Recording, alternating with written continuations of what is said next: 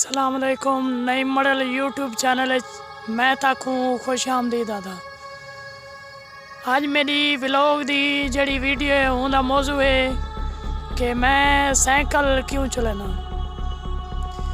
ये साइकिल दे जड़े ना दो फायदे हैं पे और उन्हें चो जड़े दो फायदे ना एक जड़ा सारे को बड़ा अच्छा फायदा है वो बहुत ज़्यादा अहम है। उनकी अहमियत का अनुसार ये है सारे लोग ये चीज़ तो वाकिफ हो सन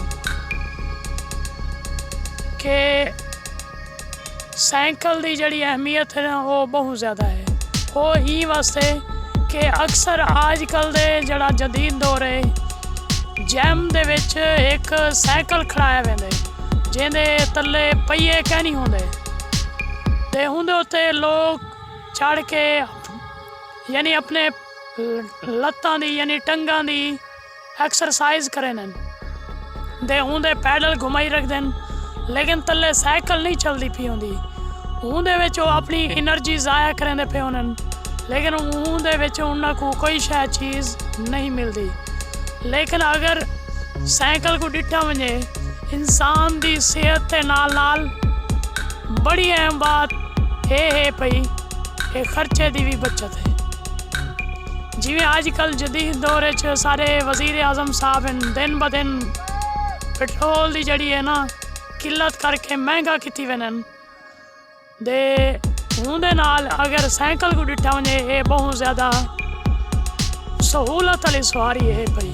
हाँ इन्हें उत्ते एक जड़ा वड्डा फर्क दे जड़ा वड्डा नुक्स है वो ये है कि लोग साइकिल चलाने वाले लोगों को ना थोड़ा क्या मैं तो बहुत ज़्यादा गरीब दे लाचार महसूस करें। वो ये समझते हैं कि जड़ा बंदा साइकिल से चढ़ा वधे ये हर सहूलत को महरूम है पिया।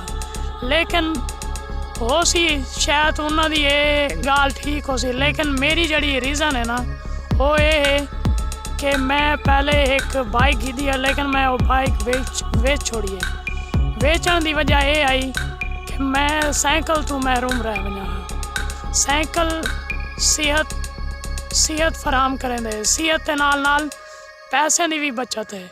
हाँ इन्हें उत्ते एक चीज़ है कि बंदे को लोग प्रोटोकॉल वो चीज़ वाला नहीं मिलता जड़ा कि एक बाइक दे या कार वाले को मिलता। लेकिन जिंदगी एक चीज़ मैं ज़हन च रखी हुई है जिंदगी वो काम करने जड़ा खुद को पसंद होवे तो जिंदगी कामयाबी बंदा वो है जड़ा काम वो करे जड़ा को पसंद होवे।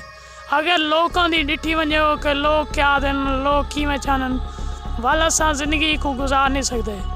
ही वास्ते मैं साइकिल चलाना ताकि मैं एक्सरसाइज भी करेंदा रहा दे अपने फजूल अखराजात को भी बचा रहा। मोटरसाइकिल चलाने नाल कोई सेहत तक है नहीं कोई रुतबा तो नहीं बनता। हाँ ये कि सारे इंसान लोगों की सोच है कि जड़ा बंदा साइकिल दे वधे बस ही को लाचार ही समझने इन्हें को कोई शय है नहीं। ठीक है अल्लाह का बड़ा एहसान है हर चीज़ है पई।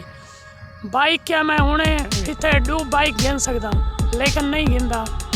मेरी अपनी ख्वाहिश है कि मैं साइकिल चले ता वास्ते मैं साइकिल चलेना दे इन्हें नाल सेहत ठीक रह वेंदी है। एकदम मेरे जड़े लत्तां टंगन उन्हों की एक्सरसाइज थी वेंदी है।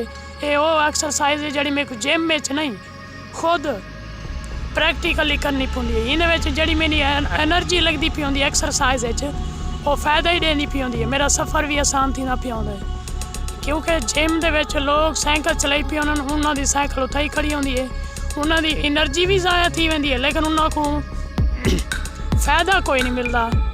दे ता वास्ते मैं साइकिल चलाना ताकि मेरा सफ़र भी थींदा रहे। हाँ जेले मेरे को मोटरसाइकिल की जरूरत पौंदी है मोटरसाइकिल ही है पई उहदे नाल जड़ा काम मोटरसाइकिल नाल थींदे वो मोटरसाइकिल नाल थी वेंदे जड़ा काम साइकिल नाल थींदा पे ज़रूरी है कि असा मोटरसाइकिल चलाऊं दे वाल उहदे विच अखराजात दे अपना पैसे का ज़िया करूँ।